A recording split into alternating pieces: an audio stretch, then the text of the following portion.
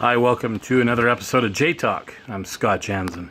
Today I just want to share a quick little episode with you about that we serve a God of the impossible. And this is quite encouraging, and I hope it encourages you as well. Because I've been looking at that story about Gideon and thinking, there's so many people that could benefit from knowing his story. Because God calls him a mighty man of valor.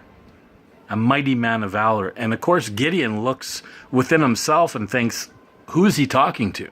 He must got the wrong guy, because I'm not really this kind of man that he's speaking of. I'm the least in my tribe. I'm the least in my family. And you want to use me to do incredible things? You got the wrong guy.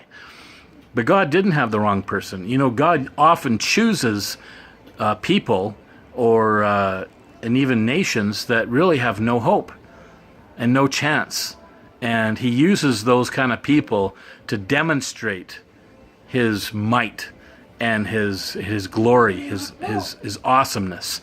And then with Gideon, of course, he says, I want to be able to use you, Gideon, and you're going to defeat the Midianites. I'm going to use you and your people. And of course, the Midianites, there might not be an exact number of people, but there could be, let's say, 250,000 people, 250,000 soldiers. And Gideon and his army was quite a small army in comparison. Maybe they had 10,000 people, let's say. And I'm going to paraphrase this. I don't have my Bible in front of me, so I'm just sharing the story with you. But Gideon looks at the situation like most of the people did and thought, we don't stand a chance. It's actually an impossible situation. But an impossible situation is where God can do the impossible. And often that is the kind of place that God will put you in. He'll put you in impossible situations so that he can show you how mighty he is. And so that's what he did with Gideon and this nation. He says, you know what? You still got too many people. So he says, tell them, if they're afraid and they want to go home and they don't want to fight, no repercussions, you can just go. And they do. And so half of them, or whatever number of them left, they left. And so now we're down, and like I said, I'm paraphrasing here. I'm just telling it in a paraphrase story. Let's just say there's 5,000 left, okay?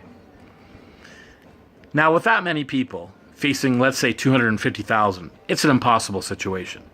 And I'm sure Gideon is thinking, God, what are you doing? We got 5,000 people. There's no way we could defeat this army. They're huge. They outnumber us it's crazy. There's no way. There's nobody in their right mind would go after them. And God says, you know what, Gideon, you're right. You still got too many people. And he's thinking, are you serious? Too many people. 5,000 people. That's not many. So they take him down to the river, of course, and the ones that drink the water with their hands are separated to one side. The other ones that drink just from their mouth, they're separated to another side. And so God says, with these 300 men, I'm going to use you and these 300 men to win this battle. Now Gideon is like, 300? I mean, it is absolutely, for sure, an impossible situation. There's no chance. And God says, that's perfect. Because now that it's absolutely impossible, everyone will know that I am the one who intervened and caused the victory. And of course, he takes the 300 and he wins the battle. And God confuses the enemies, and they're completely defeated. And it's a wonderful story because we realize that you might be in an impossible situation. Maybe it's financial, maybe it's health-wise, maybe it's a relationship, maybe it's something that you're struggling with in your life.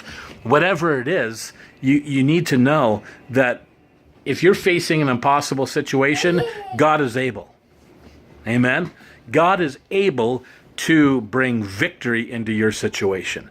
So take courage today and keep seeking God, because he has victory for you and breakthrough in your life. Amen.